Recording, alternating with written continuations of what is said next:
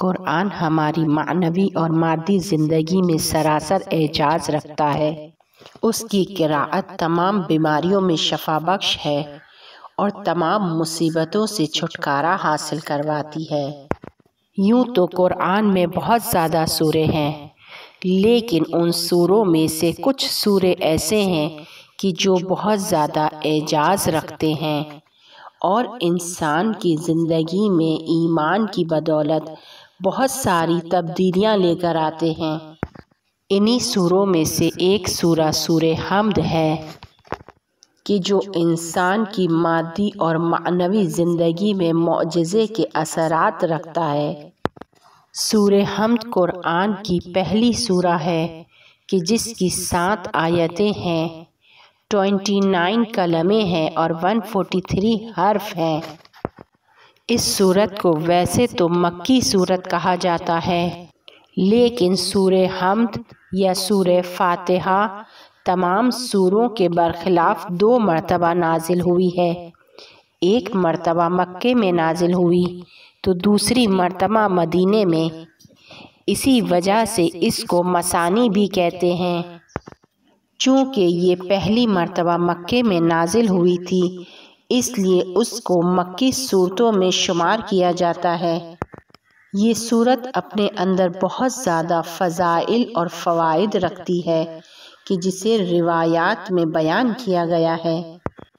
نقل ہے کہ شیطان کی زندگی میں 4 ایسے مقام ہیں کہ جہاں پر اس نے نالہ و فریاد بلند کی۔ پہلا وہ مقام ہے کہ جب لعنت کا طوق اس کی گردن میں ڈالا گیا۔ دوسرا وہ مقام کہ جب اسے جنت سے نکالا گیا۔ تیسرا اس وقت کہ جب رسول اکرم صلی اللہ علیہ وآلہ وسلم کو رسالت پر مبعوث کر دیا گیا، اور چوتھا اس وقت کہ جب سورہ حمد نازل ہوئی۔ پیغمبر گرامی اسلام صلی اللہ علیہ وآلہ وسلم فرماتے ہیں، سورہ حمد کی فضیلت عرش کو حمل کرنے والوں کی فضیلت کی مانند ہے کہ جو کوئی اس کی قراءت کرتا ہے اس کو عرش کو حمل کرنے والے حاملوں کے مانند ثواب عطا کیا جاتا ہے۔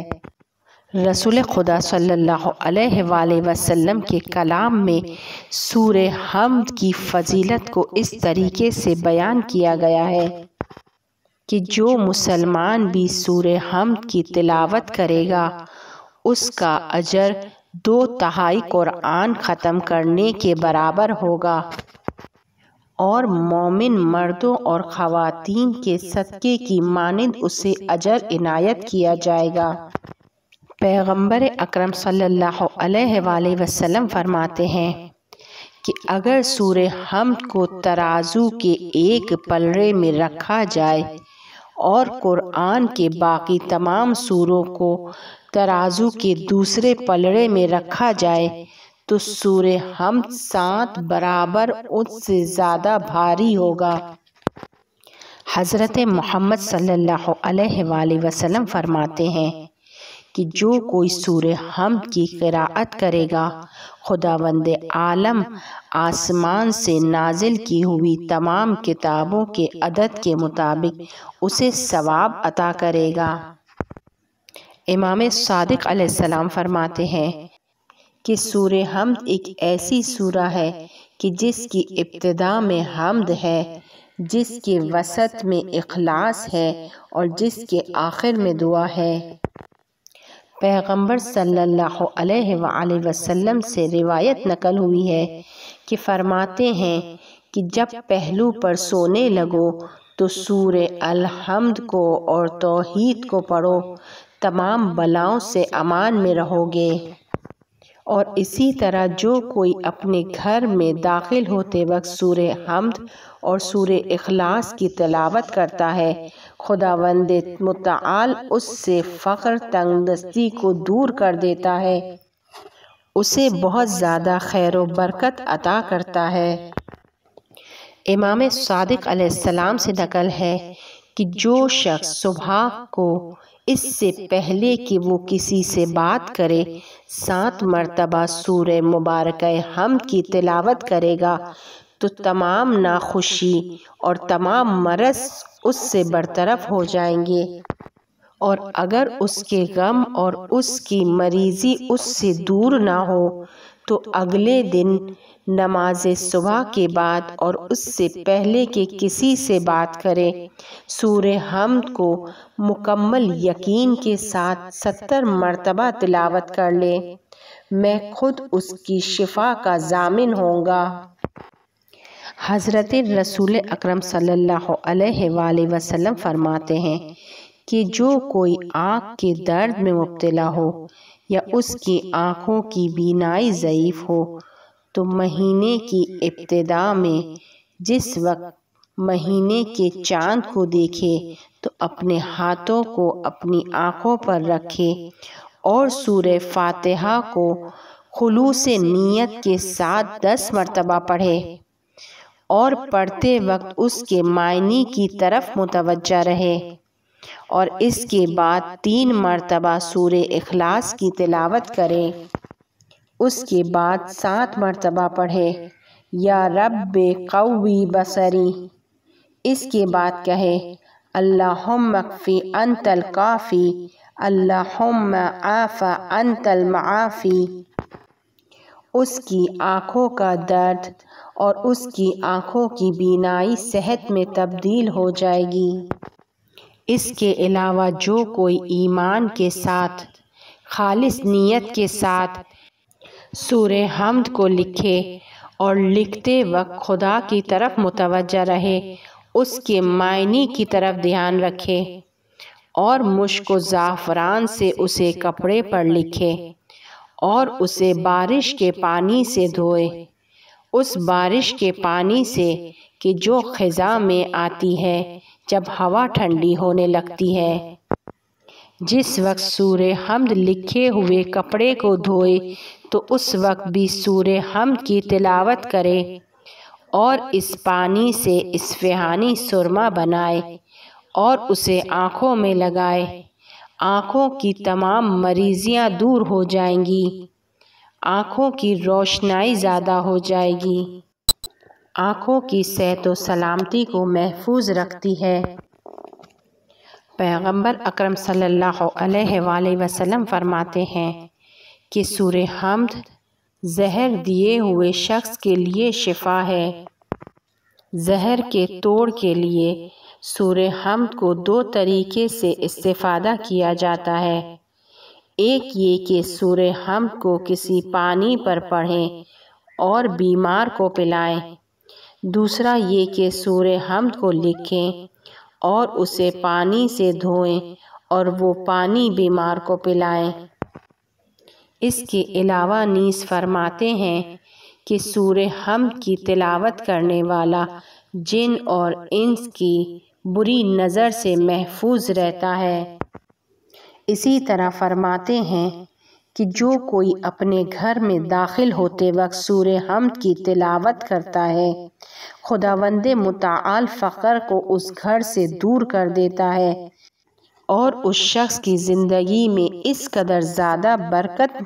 نازل کرتا ہے کہ وہ اپنے ہمسایوں کا بھی خیال رکھ سکتا ہے۔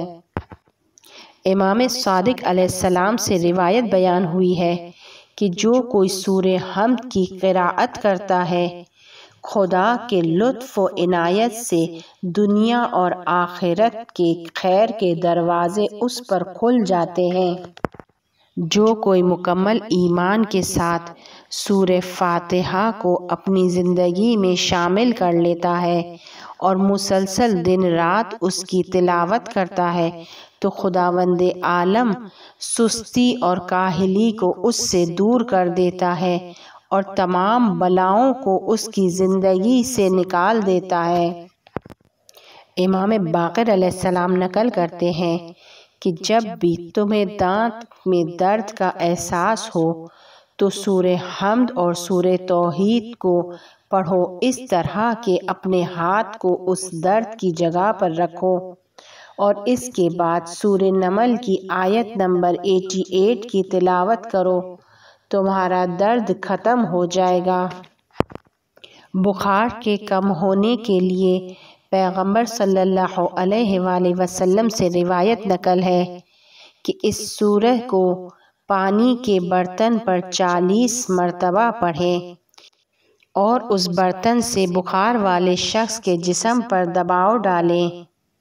ایک دوسری جگہ بیان ہوا ہے، چھینکنے کے بعد سورہ حمد کی تلاوت کریں اور اپنے دونوں ہاتھوں کی ہتھیلیوں پر اسے دم کریں اور اپنے چہرے پر ملیں۔ سر کے درد، آنکھوں کے درد اور ناک سے خون آنے سے محفوظ رہے گا۔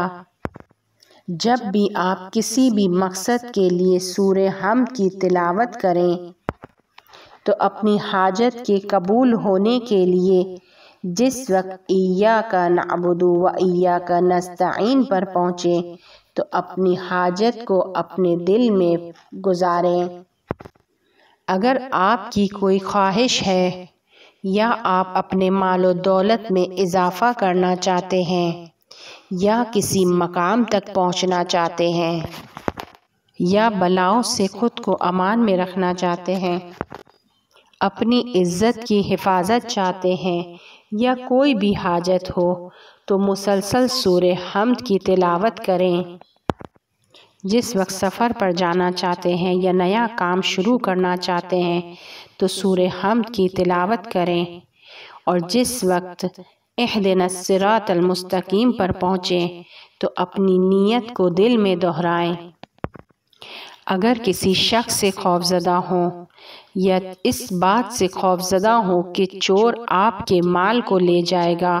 تو سورہ حمد کی تلاوت کریں، اور جس وقت غیر المغضوب علیہم تک پہنچیں نیت کو دل میں دہرائیں۔ صادق آل ابا فرماتے ہیں کہ اگر کسی مردے پر 70 مرتبہ سورہ حمد پڑھا جائے اور وہ زندہ ہو جائے تو تعجب نہیں کرنا۔ سلمہ بن محمد نقل کرتے ہیں اور کہتے ہیں کہ امام صادق علیہ السلام سے میں نے سنا کہ وہ فرما رہے تھے کہ جس کو سورہ حمد شفا نہ دے اس کو کوئی اور چیز شفا نہیں دے سکتی۔ امیر المومنین علیہ السلام فرماتے ہیں کہ میں نے پیغمبر خدا صلی اللہ علیہ وآلہ وسلم سے سنا کہ انہوں نے فرمایا کہ اس میں کوئی شک نہیں کہ خدائے متعال نے مجھ سے کہا، اے محمد میں نے تم کو مثانی اور قرآن عظیم سے 7 آیت عطا کی ہے۔ اس کے بعد فاتحۃ الکتاب کو جدا کیا اور مجھ پر منت رکھی اور اس کو قرآن کے سامنے قرار دیا۔ اگر کوئی کسی بھی مصیبت میں مبتلا ہے تو حاجت کی نیت سے 2 رکعت نماز پڑھے اور ہر رکعت میں 19 مرتبہ بسم اللہ الرحمن الرحیم پڑھے اور اس کے بعد سورہ حمد کی تلاوت کرے اور نماز کو تمام کرے۔ نماز کو ختم کرنے کے بعد 786 مرتبہ بسم اللہ الرحمن الرحیم پڑھے،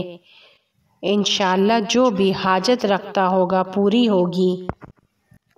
مولا علی علیہ السلام سے نقل ہے کہ اگر چاہتے ہو کہ تمہارا رزق و روزی زیادہ ہو، تمہارے مال و دولت میں زیادتی ہو، اور چاہتے ہو کہ لوگوں کی آزار سے بے نیاز ہو جاؤ اور تم اپنی حاجتوں تک، اپنی آرزوؤں تک جلدی پہنچ جاؤ، لوگوں کے ہیلے اور دھوکے سے امان میں رہو، تو سورہ فاتحہ کو پڑھو کہ اس میں عجیب راز پوشیدہ ہیں۔ اپنی آرزوؤں اور حاجتوں تک پہنچنے کے لیے اس سورے کو دن میں 5 مرتبہ تلاوت کریں، اس طرح کہ صبح، ظہر، عصر،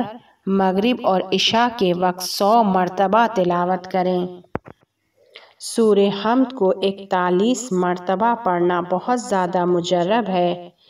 اور حاجتوں کے پورے ہونے کے لیے سفارش کی گئی ہے، اور کسی بھی مقصد کے لیے سورہ حمد کو 41 دن تک روزانہ 41 مرتبہ پڑھیں، بغیر غلطی کے پڑھیں اور اس کے بعد 13 مرتبہ پڑھیں۔ یا مفتح فتح، یا مفرج فرج، یا مسبب سبب، یا میسر یسر، یا مسحل سحل، یا مدبر دبر، یا متمم تمم برحمتک یا ارحم الراحمین۔ اس ختم کو باوضو ہو کر انجام دیں، ایک ہی مقام پر اور معین وقت پر قبلے کی جانب انجام دیں، وگرنہ مؤثر نہیں ہوگا۔ عمل شروع کرنے سے پہلے غسل کریں اور جمعے کے دن سے شروع کریں، صبح کی نماز کے بعد شروع کریں۔ جب یہ ختم شروع کرنے لگیں تو 100 مرتبہ کہیں الحمدللہ رب العالمین علی کل حال۔ اس کے بعد 100 مرتبہ صلوات پڑھیں اور اس کے بعد سورہ حمد کا ختم شروع کریں۔ انشاءاللہ کہ آپ کی مشکل آسان ہو جائے گی۔ اگر کوئی بہت زیادہ قرض میں ڈوب گیا ہو تو روایت میں بیان ہوا ہے کہ سورہ حمد کی بہت زیادہ تلاوت کرے، اس کے بعد استغفار کرے، توبہ کرے اور کہے سبحان اللہ و بحمدہ استغفر اللہ واسألہ من فضلہ۔ امام صادق علیہ السلام سے جواہر القرآن المستور میں روایت بیان ہوئی ہے، اگر کوئی صبح کی نافلہ نماز اور صبح کی نماز کے درمیان سورہ حمد کی تلاوت کرتا ہے اس نیت سے کہ بیمار کی بیماری شفا پا جائے تو شفا حاصل ہوگی۔ ایک بچی کے جو دوسری منزل سے گر جاتی ہے اور اس کا سر ایک پتھر پر جا کر لگتا ہے، سر پھٹ جاتا ہے، خون بہنے لگ جاتا ہے اور وہ بچی مر جاتی ہے۔